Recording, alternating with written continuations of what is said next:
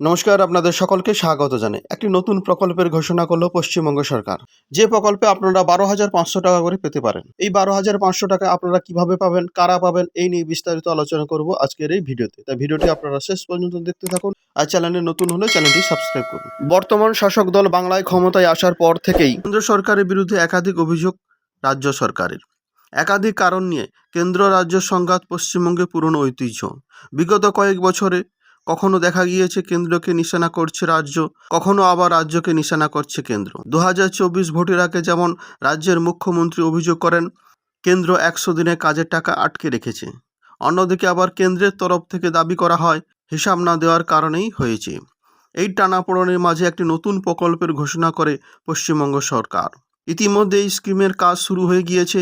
এই স্কিমের জন্য গত 7 জুন অবধি 38,000 জব কার্ড বানানো হয়েছে। এছাড়া এই অর্থবর্ষে 75 লাখ জব কার্ড তৈরি করার লক্ষ্য স্থির করা হয়েছে।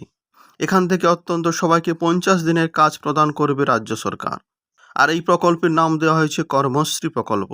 মনে করা হচ্ছে বাংলার জব কার্ড হোল্ডাররা অত্যন্ত 12,500 টাকা করে পাবেন। তো এটাই ছিল আজকের ভিডিও। সবাই ভালো থাকবেন, সবাইকে ভালো রাখবেন। জয় হিন্দ, বন্দে মাতরম।